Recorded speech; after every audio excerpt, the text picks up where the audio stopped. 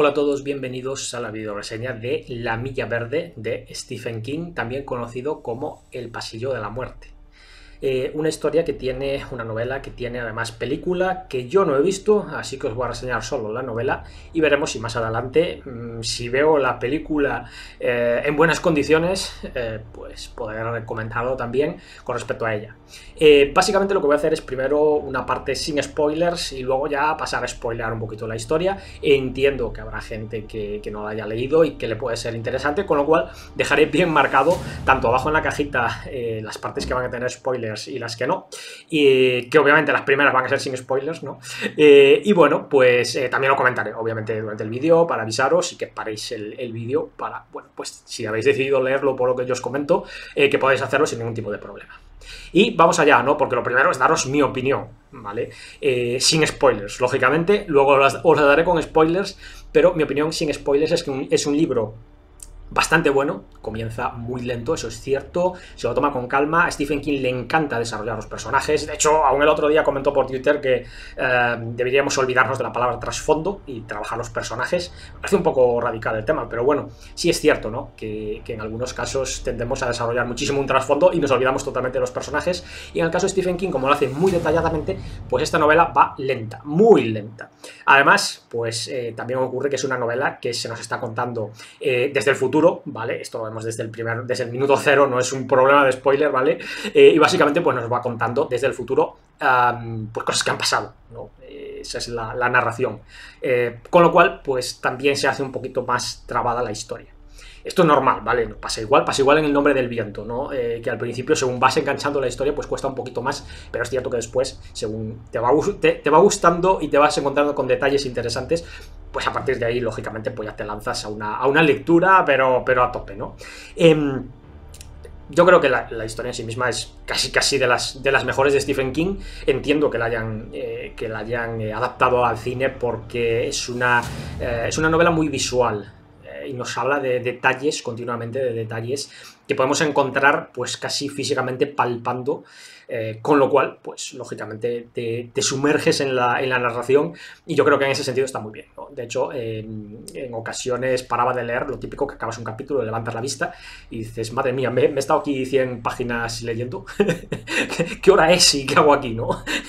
En fin, bueno, pues es un poquito la idea de La Milla Verde. Ya os digo que para mí es una historia que tiene no solo una moral por detrás, porque lógicamente también hay una enseñanza moral, luego hablaré de ella con más detalle, sino que pues también hay una reflexión de cara a la gente, de cara a nosotros mismos, para poder mirar nuestro interior y entender un poquito lo que tenemos por ahí, ¿no? Aquello que decía Stephen King, ¿no? De que dentro de nosotros están los buenos y malos y a veces los malos ganan.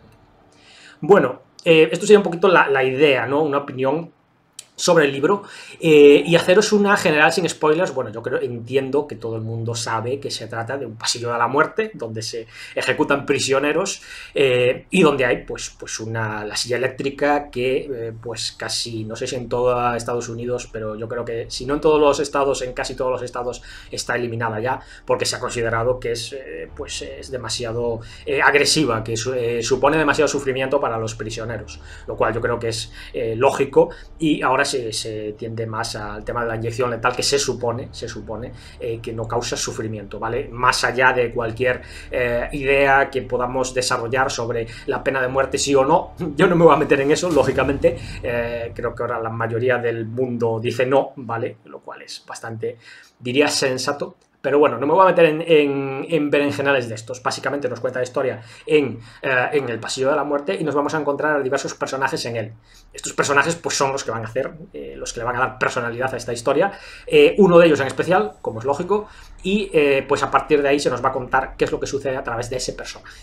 Yo creo que es muy interesante, desde luego, y lógicamente pues esta visión tiene que ser desde fuera, porque no nos la puede dar la persona que está ahí, ¿no? Sino nos la tiene que dar alguien que se mueva un poquito más por el ambiente y que tenga más posibilidad de contarnos qué es lo que sucede con todos los prisioneros y establecer diferencias entre ellos. Lógicamente, pues eso, ¿no? El prisionero va a quedar un poquito apartado en ese sentido, pero ya os digo que todos los detalles sobre él van a ser importantes, ¿no? Y bueno, pues también quería comentar, porque sin spoilers todavía, el tema de la injusticia social, ¿no? Porque Stephen King, yo creo que entiende toda la injusticia social que hay, intenta Sospecho que su sensibilidad a esto tiene que ver con el hecho de que pues, su madre fuera madre soltera con 2 críos y tuviera que salir adelante como buenamente pudo. Creo que es muy consciente de ello, como comenta en el libro de Mientras escribo, que os menciono constantemente porque creo que es un libro muy personal de Stephen King, en el que nos cuenta cosas que no podría hacer en cualquier otro libro de ficción. Y yo entiendo que en ese sentido tiene una gran sensibilidad y que entiende que socialmente pues, debe aportar también un poco, ¿no? Creo que es de los pocos escritores que dona sus millonadas a bibliotecas, a colegios, y que entiende que la formación de los chavales es lo más importante para el futuro. Si tenemos a gente culturalmente avanzada, pues tenemos a gente que lógicamente pues va a tener más sensibilidad con respecto a los temas sociales y le van a importar más los problemas sociales que pueda haber, ¿no?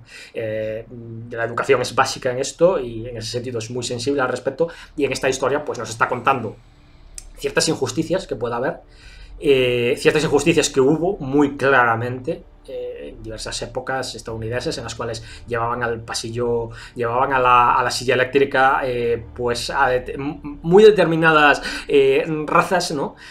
Con lo cual quedaba muy claro que había un problema muy grave. Que se pueda plasmar de una u otra manera, está claro, pero yo creo que deja muy claro cómo determinados sheriffs, determinados agentes de la ley en un momento determinado actúan con un sesgo importante. Y yo creo que está así en un momento determinado, y ese sesgo hay que derribarlo de alguna manera. No digo derribar a la gente, ¿vale? Si no me podría meter un problema, pero ese sesgo hay que derribarlo de una manera clara y de una manera, creo que, contundente. Por eso, pues todo lo que nos cuenta al respecto, en este caso Stephen King, que ahora entraré en el tema de los spoilers, pues yo entiendo que es bastante aprovechable, vaya, y yo creo que deberíamos seguir un poquito esa línea.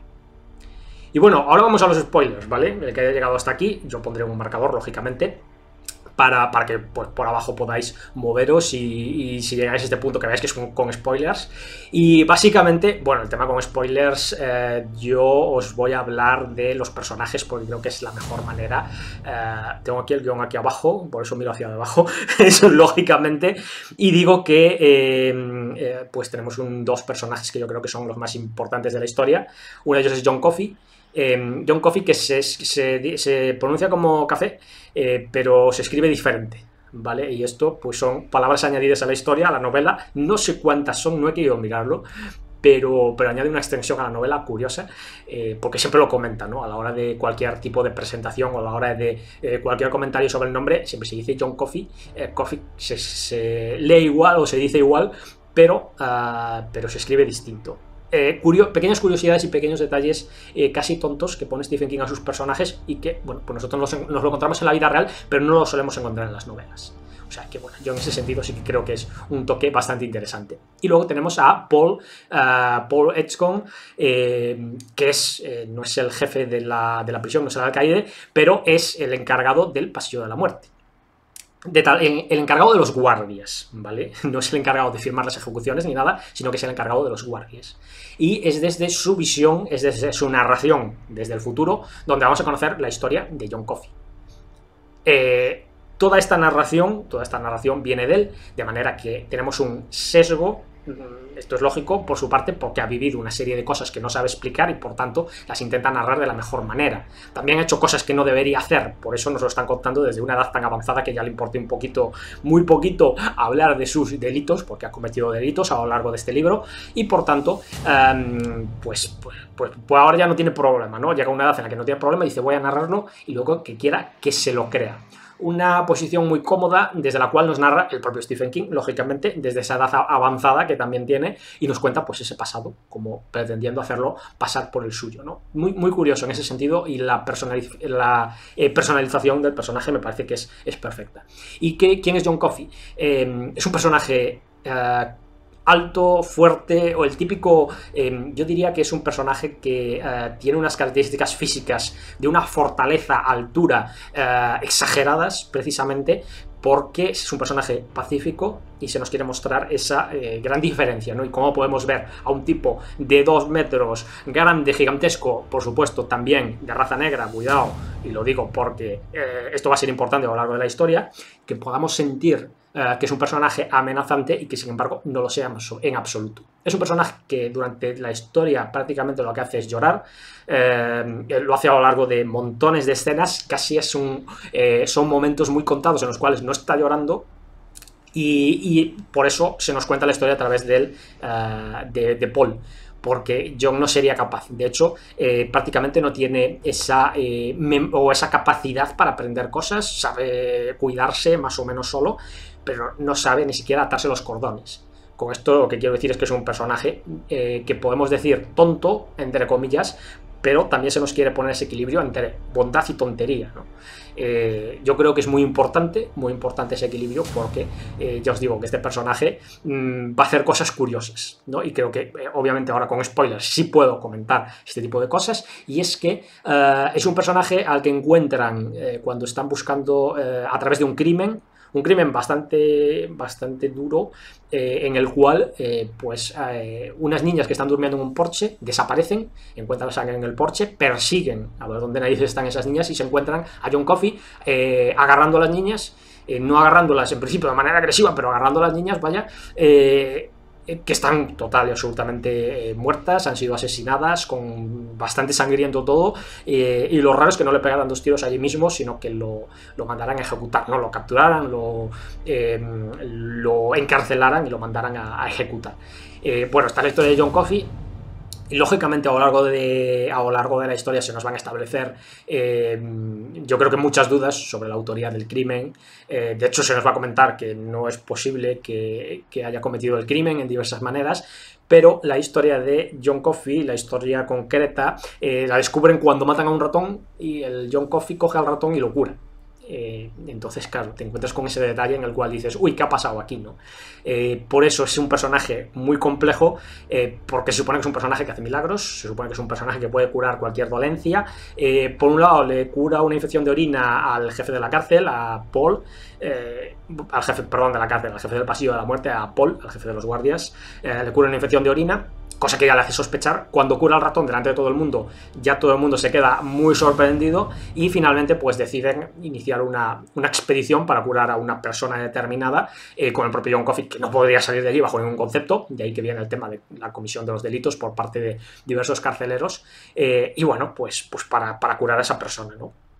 Entonces ya entramos en un punto más complejo, en el cual entendemos que ese personaje no podría haber hecho daño, entendemos que ese personaje ha sido juzgado y condenado en base a unos prejuicios, sin un juicio decente, y aquí podemos entender por qué la historia se nos está narrando en 1932.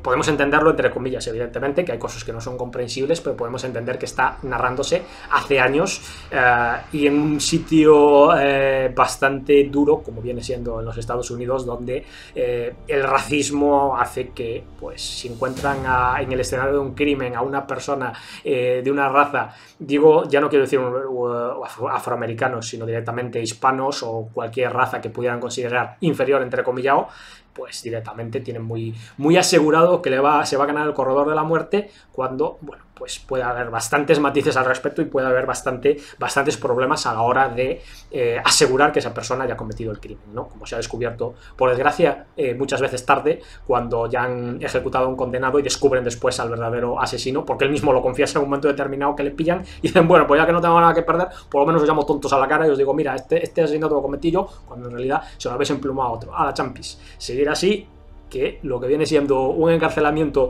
no creo que pueda ser compensado de ninguna manera, aunque se intenta a nivel monetario, pero lo que viene siendo un corredor de la muerte no se compensa de ninguna manera, no hay manera posible, desde luego. Bueno, estos son los dos personajes. Os voy a hablar de Paul. Paul es un personaje, yo diría que bastante normal en cuanto a inteligencia.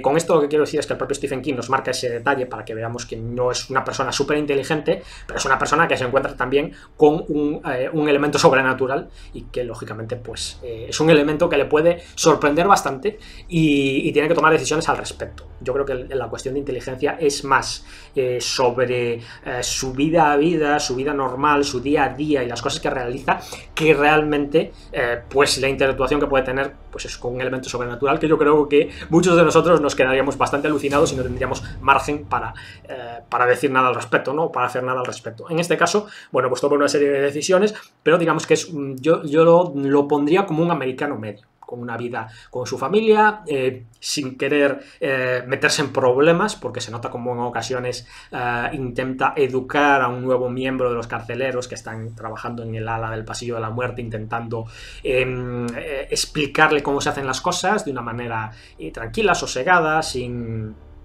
buscar problemas, ¿no? Pero intentar explicarle que las cosas mejor hacerlas bien, hacerlas tranquilamente, evitarse problemas de cualquier índole.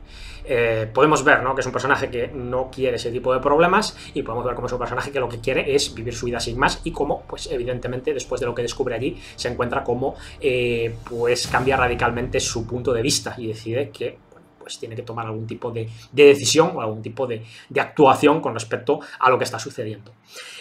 Yo entiendo que son los dos personajes principales. Podemos encontrarnos otros carceleros con diferentes características. Creo que los malos son muy importantes, porque nos encontramos malos en los dos lados de las rejas.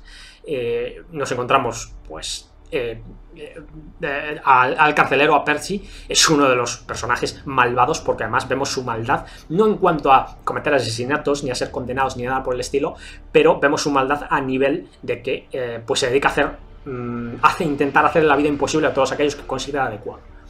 Y esto es un abanico muy amplio. Es como el típico abusón de colegio, ¿no? Que luego pues va intentando, si puede, porque en muchos casos no puede hacerlo, pero si puede, según va aumentando en la vida, cuando va al trabajo intenta abusar en el trabajo, cuando se casa intenta, o cuando tiene una pareja intenta abusar en la pareja. Esas actitudes y demás se mantienen a lo largo de la vida.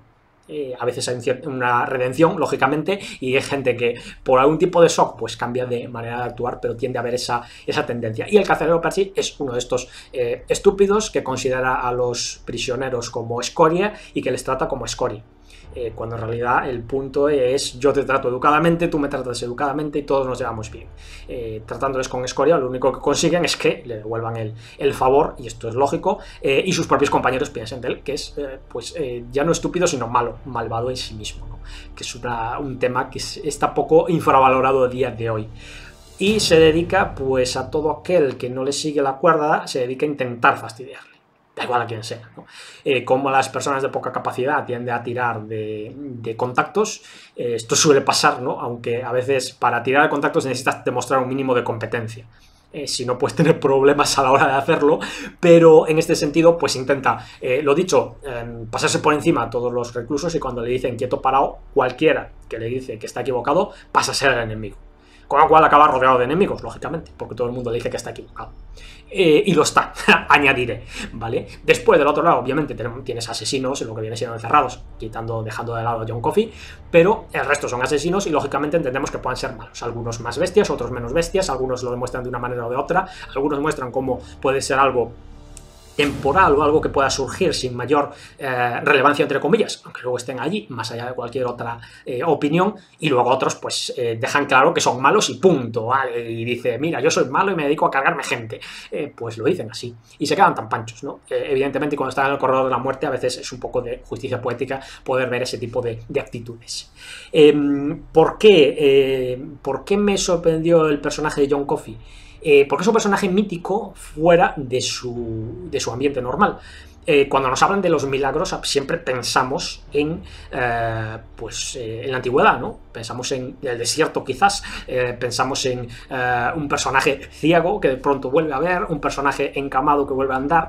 Pensamos en esos personajes, entre ellos propio Jesús, ¿no? Que se supone que vivió entre nosotros, y todas estas cosas que comentan y todos los milagros que realizó. Pero nunca, jamás puede haber todo tipo de milagros, pero no pensamos en un milagro en 1932. Esto es un poquito el cambio de personajes y de sitio. El cambio de trasfondo tiende a ser pues una táctica habitual para escribir. Por ejemplo, bueno, por no poner el ejemplo de Stephen King, porque un ejemplo claro de Stephen King es Salem Slot, donde pone a un vampiro en un pueblo americano. Yo creo que en ese sentido es muy claro. Y luego cuenta la historia a su manera, evidentemente. Podemos tener más o menos nos puede gustar más o menos cómo lo hace, pero es un vampiro en un pueblo americano. Pero también tenemos El mundo del río, donde pone un montón de personajes históricos en un mundo nuevo. Entre ellos, pues el propio Jesús aparece, aunque intenta evitar nombrarlo, entiendo que por evitarse problemas en general, pero van apareciendo otra serie de personajes históricos que nos pueden sorprender y decir, vaya, ¿qué hace este tío aquí y por qué actúa de esta manera, ¿no? Esto tiene, yo creo que bastante curiosidad, pero podemos seguir como, por ejemplo, cuando el propio Asimov nos narró, entre comillas, o fue una clara inspiración la caída del Imperio Romano con la caída del Imperio Galáctico. Yo creo que es muy importante. Ese cambio de trasfondo hace que podamos narrar historias completamente nuevas, casi copiadas, ¿no? Y en este caso, pues yo creo que están cogiendo un personaje mítico y poniéndolo en nuestro día a día. Que bueno, cumple un poquito con aquella idea de que decían, ¿no?, que si Jesús viviera a día de hoy, pues podría tener muchísimos problemas, ¿no?, en nuestro mundo actual. Pues en este caso me parece que es un poquito la misma idea. Y bueno, llegamos al punto en el cual nos encontramos con un detalle que yo no sé si son fallos o es algo voluntario de Stephen King. Porque según nos va contando Paul la historia, comete un par de imprecisiones, que son cosas que a mí me chocan. Y no quiero ser tiquismiquis ni mucho menos, porque entiendo que estos libros pueden cometer ese tipo de errores, pero entiendo que los correctores los van a encontrar. Con lo cual me quedo con la mosca detrás de la oreja para pensar si son errores que ha cometido Stephen King a propósito para darnos un toque del personaje, para dejarnos ver que quizás no es un personaje del todo fiable a la hora de narrar, aunque nos estén narrando una historia que nos queremos creer, lógicamente, pero hay dos puntos concretos en los cuales comete dos errores. Y voy a poner errores entrecomillados, ¿vale? Voy a sacar, es decir, comillas, ¿vale? No vaya a ser que vengan a por mí ahora por comentar esto.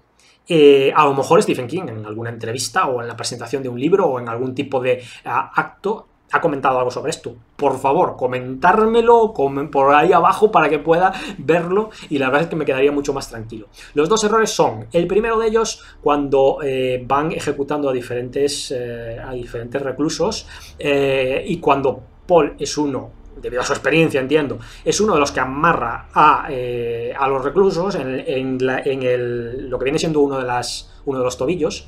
Nos habla cómo, bueno, esto es una cosa muy Stephen King, cómo se giran para evitar que le puedan dar una patada en la entrepierna, al tiempo que apartan el cuello y giran la cabeza para evitar que le puedan golpear la laringe.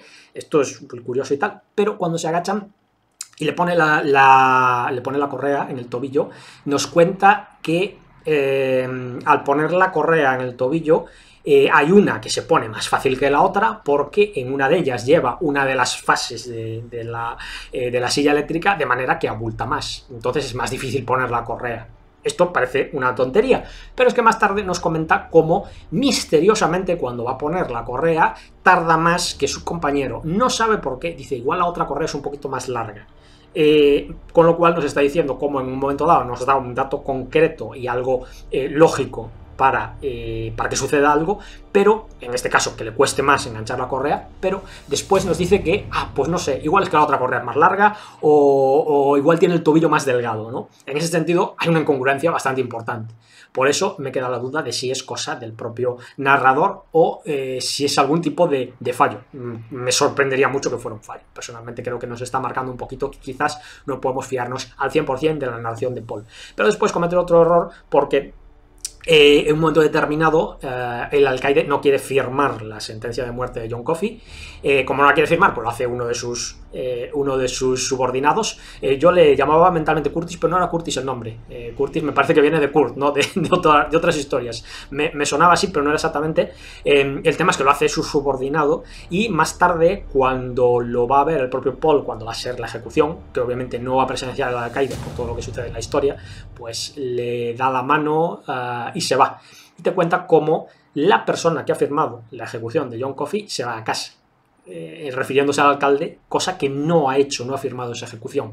Son dos detalles estúpidos, sí, quizás irrelevantes para la historia, desde luego, pero me quedo muy pillado pensando si son fallos realmente o si simplemente Stephen King dice, mira, es que este personaje no es del todo fiable, quiero marcarlo en, bueno, pues a lo mejor en más puntos de los que yo no me he enterado, pero al menos en estos 2 puntos. Bueno, me pareció curioso y quería comentarlo. Sobre todo por eso, más que nada porque no se trata de hacerme listo, sino de que si en algún momento ha comentado algo al respecto, pues intentar enterarme de esta manera, que la gente diga, oye, mira, pues sí, lo dijo en esta ocasión, lo comentó en esta ocasión, o le hicieron esta pregunta en tal sitio y respondió al respecto. Así que bueno, yo creo que es lo más interesante comentarlo que guardárselo. Y bueno, pues llegamos ya al final, y mira que ha sido largo, me he liado bastante. Vamos a llegar al final con spoilers, donde os voy a hacer un resumen general o una opinión general con spoilers del libro. Vale, yo creo que el libro, pues lo dicho, empieza muy lento, nos empieza contando la historia de los personajes que están en prisión, incluyendo el de John Coffey. Sí utiliza el truco de Stephen King, de como es una narración desde el futuro, comentarnos aquello de, y luego veremos cómo otro personaje va a tener, aunque pensé que este recluso era el más raro del mundo, cuando llegó otro personaje, me dejó todavía más sorprendido. Bueno, pues va dejando esas pequeñas pistitas o pequeñas miguitas de pan, que me gusta llamar así, las miguitas de pan de Stephen King, cuando dice aquello de, pues el malo, el carcelero malo, para atinar más, con Percy acabó en tal sitio, por todo el tema de los traslados y demás, ¿no? O como te dice, pues eso, ¿no? Pues lo que sucedió más tarde que me dejó alucinado. Pues eso te lo va dejando un poquito ahí, esas miguitas para generar esa tensión. Pero según va desarrollando los personajes, según va narrando, comentándonos sobre los personajes, tanto del propio Paul como de John Coffey, pues va lento. El inicio es lento, ¿vale? Yo lo digo claro porque entiendo que alguien que lo empieza a leer, pues diga, uy, esto no es como me lo ha contado, ¿no? Sin embargo, según va acelerando, según van sucediendo más cosas, de pronto es un poco como las noticias en la actualidad, ¿no? Que te sacan una hoy y mañana ya no te hablan de ella porque hay otra nueva, ¿no? Es todo un correr y vamos viendo cómo pues van sucediendo cosas sin parar, ¿no? Primero, la cura de la infección de Paul, que se queda sorprendido, pero siempre es el punto, ¿no? Que lo has visto tú solo y dices, bueno, pues a lo mejor no he visto bien, no sé, igual me dio un mareo y no me he enterado bien de lo que ha pasado. O cuando cura el ratón delante de todos, que de pronto todos dicen, ¿qué ha pasado aquí? Se ha cargado, bueno, cuando un ratón muere, lógicamente, en un charco de sangre, pues entendemos que el ratón está muerto. Si luego alguien se lo pide, lo coge, ves una cosa rara y de pronto el ratón vuelve a la vida, dices, concho, algo raro ha pasado aquí. Lo dicho, es una historia de ficción, pero aún así, los personajes tontos no son, caramba. En ese sentido, pues algo raro pasa ahí. Y, bueno, pues luego cuando toman la decisión de curar a otro personaje, que intento no, bueno, vosotros vais a saberlo cuando lo leáis, o os haréis una idea, o pensaréis, si ya lo habéis leído, que ya sabéis cuál es, pero cuando lo leáis y no lo habéis leído, vais a dar cuenta de que del personaje que va a curar, pues nada, imaginaos sacar a un preso de la prisión, del corredor de la muerte, con toda la seguridad que hay para llevar a un sitio determinado para que cure a alguien. Bueno, son cosas de la historia que yo creo que están muy bien. Yo creo que sinceramente es una de esas historias de Stephen King, primero más visuales, buenas para adaptar, pero además de ser más visuales y buenas para adaptar, yo creo que es una buena historia en sí misma y que la ha cuadrado maravillosamente bien. Comenta que siempre tenía ganas de leer, a escribir sobre la silla eléctrica. Entiendo que quería saber, ¿no? Como decía él, qué es lo que piensa la gente que está ahí metida, y los carceleros y demás, el que le da el botón, y también pues el que está ahí sentado, ¿no? Y lo que se puede esperar. De esta manera yo creo que incluso también nos mostró diferentes presos, para mostrarnos también esas diferentes psicologías, ¿no? Y cómo pueden tomarlos cada uno. También es cierto que ahora, a día de hoy, Stephen King, si quiere escribir sobre cualquier cosa, bueno, a día de hoy y hace 20 años también, si quiere escribir de cualquier cosa, tiene la facilidad de poder llamar y decir, oye, quiero saber de qué va esto, que voy a escribir un libro sobre esto, y le facilitan todo lo posible, ¿no? Tiene su gracia el tema, pero bueno, esto es algo que los demás debemos superar. Y bueno, pues no os voy a comentar nada más, creo que no me he olvidado de nada. De todas formas, todavía, según estoy grabando la reseña, todavía voy a tardar en subir unos días, así que si me olvido de algo, podré añadirlo desde el futuro, precisamente. Y nada, espero que os haya gustado. A mí el libro me ha gustado mucho, me parece uno de los mejores libros de Stephen King. Lo digo así un poco dubitativo porque llega un momento en el cual son tantos libros buenos que te quedas ahí. ¿Qué le das? Ya sabéis que no soy de notas, pero ¿qué le das? 9,4, 9,5, 9,3. Bueno, llega un punto en el cual cuando un autor como Stephen King clava libros tan impresionantes, pues casi no puedes decir que este es mejor que otro, ¿no? Con lo cual no voy a compararlos. Para mí es un gran libro, me parece que no es excesivamente largo para ser de Stephen King, con lo cual pues está muy bien para los que no queréis leer una gran cantidad de páginas o porque no tenéis el tiempo para hacerlo. Y nada más, espero que os haya gustado esta video reseña y nos vemos en el próximo libro.